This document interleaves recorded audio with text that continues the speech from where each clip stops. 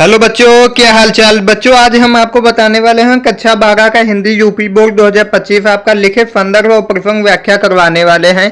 आपका ये जो दोस्तों आपका चैप्टर है पहला पवन दूतिका, इसका दोस्तों ये पार्ट 1 वीडियो है। इसमें दोस्तों आपके सभी महत्वपूर्ण पद्यांश जो आपके वेरी इंपॉर्टेंट वाले हैं 2018, 19, 20, 22 और आपके 23, 24, 25 में पूछे गए हैं। हिंदी के 100 नंबर के पेपर में दोस्तों ये 10 नंबर का आपका पूछा जाता है। ये दोस्तों आपका पार्ट 1 वीडियो है। पार्ट 1 के वीडियो में दोस्तों मैंने आपके 9 पद्यांश कवर किए हैं। आगे के वीडियो में मैं आपके आगे भी कवर करता रहूंगा, यानी कि ये आपका वीडियो पार्ट 3 में कंप्लीट होने वाला है। तो ये दोस्तों आपका पार्ट 1 है। पार्ट 2 और 3 की वीडियो के लिंक आपको वीडियो के डिस्क्रिप्शन बॉक्स में मिल जाएगा, आप वहां से देख सकते हो।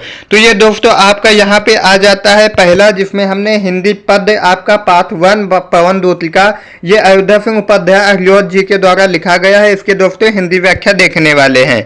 ये दोस्तों आपका पहला हो जाता है पद्यांश। इसमें क्या लिखा है?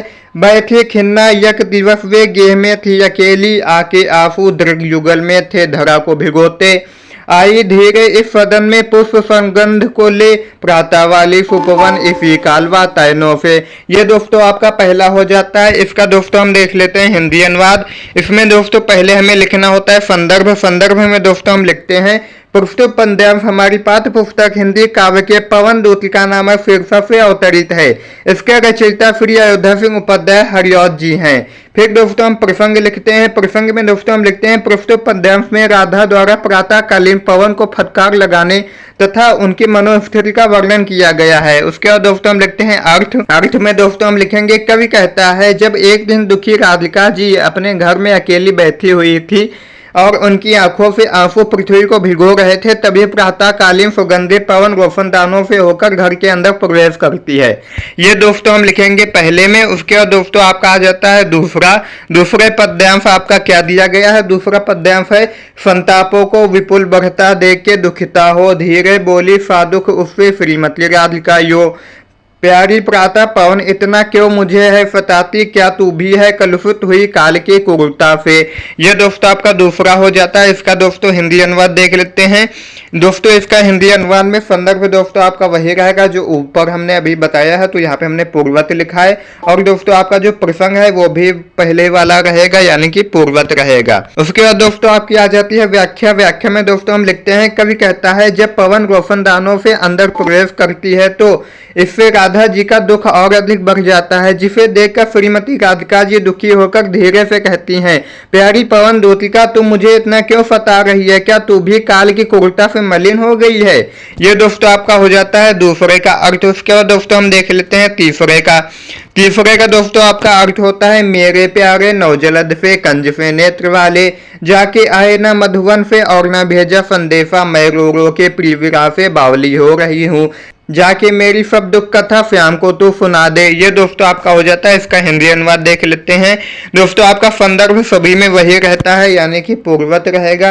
प्रसंग दोस्तों आपका हो जाता है प्रस्तुत पद्यांश में राधा के द्वारा पवन को दूतिका बनाकर श्री कृष्ण के लिए संदेश भेजने का वर्णन किया गया है। उसके बाद दोस्तों हम व्याख्या में लिखते हैं कवि कहता है कि पवन से अपनी विरह व्यथा बताती हुई राधा कहती है कि मेरे प्रिय नवीन कमल के समान नेत्रों वाले श्री कृष्ण जब से मथुरा गए हैं तब से वापस नहीं लौटे हैं और ना ही कोई संदेश भेजा है। मैं अपने प्रिय के विरह में रो रो कर पागल हो रही हूँ, अतः तुम जाके मेरी दुख भरी कथा से उनको अवगत करा दो। ये दोस्तों आपका हो जाता है। उसके बाद दोस्तों हम देख लेते हैं अगला। अगला दोस्तों आपका हो जाता है चौथा। ये क्या कहता है, ज्यों ही मेरा भवन तज तू अल्प आगे बढ़ेगी, शोभा वाली सुखद कितनी मंजू कुंजे मिलेंगी, प्यारी छाया मृदुल स्वर से मोह लेंगी तुझे वे, तो भी मेरा दुख लख वहां जाना विश्राम करना। ये दोस्तों आपका हो जाता है। इसका दोस्तों हिंदी अनुवाद देख लेते हैं। इसमें दोस्तों आपका संदर्भ वही रहेगा पूर्वत। फिर दोस्तों हम प्रसंग लिखते हैं। प्रसंग में दोस्तों हम लिखेंगे प्रस्तुत पद्यांश में राधा जी पवन से रास्ता में आने वाले प्राकृतिक सौंदर्य में न बहकने का वर्णन किया है। व्याख्या में दोस्तों हम लिखेंगे कवि कहता है कि श्रीमती राधिका जी पवन दूतिका से कहती हैं कि जब तू मेरे घर से कुछ ही दूर जाएगी तो तुझे अत्यंत मनोहार या सुख प्रदान करने वाले घने वृक्ष मिलेंगे, जिसकी शीतल छाया एवं जल प्रवाह तथा पक्षियों की मधुर दुनिया तुझे अपनी ओर आकर्षित करेंगी, किंतु मेरे दुख को ध्यान में रखकर तू वहां विश्राम न करने लगना। ये दोस्तों आपका हो जाता है। फिर दोस्तों आपका आ जाता है पांचवा, इसे देख लेते हैं। थोड़ा आगे सरफरों का धाम सा पुष्प वाला, अच्छे अच्छे बहुद्रुम लतावान सौंदर्यशाली, प्यारा वृंदा विपिन मन को मुग्धकारी, मिलेगा आना जाना इस विपिन से मुग्धमाना न होना। ये दोस्तों आपका हो जाता है पांचवा। इसे दोस्तों हिंदी अनुवाद देख लेते हैं। दोस्तों आपका संदर्भ वही रहता है पूर्वत। दोस्तों प्रसंग में हम लिखते हैं, प्रस्तुत पद्यांश में राधा मथुरा जाने वाली पवन दूतिका को मार्ग में पड़ने वाले मनोरम दृश्यों से मोहित न होने किंतु जरूरतमंद के कष्ट दूर करने का वर्णन किया गया है। यहाँ पे दोस्तों व्याख्या में हम लिखते हैं, कवि कहता है कि राधा जी मथुरा जा रही पवन दूतिका से कहती हैं कि यहाँ से तनिक आगे जाने पर तुम्हें अत्यंत सुंदर वृंदावन मिलेगा। सैकड़ों पुष्पों वाले उस धाम में पक्षियों की मधुर ध्वनियां, तरह तरह के वृक्ष लताएं तुम्हें अपनी ओर आकर्षित करेंगे, किंतु आने जाने के इस क्रम में तुम उस वन से मोहित मत होना। ये दोस्तों आपका हो जाता है। फिर दोस्तों आपका आ जाता है छठा। छठा में दोस्तों आपका क्या बताया गया है, जाते जाते अगर पथ में क्लांत कोई दिखावे तो जाके फनिकत उसके क्लांतियों को मिटाना, धीरे धीरे परस करके गात उत्ताप खोना, सुगंधों से फर्मित जन को हर्षितोषा बनाना। ये दोस्तों आपका छठा हो जाता है। इसका हिंदी अनुवाद देख लेते हैं। दोस्तों आपका संदर्भ वही रहता है पूर्वत, और दोस्तों प्रसंग भी आपका रहेगा पूर्वत। व्याख्या देख लेते हैं।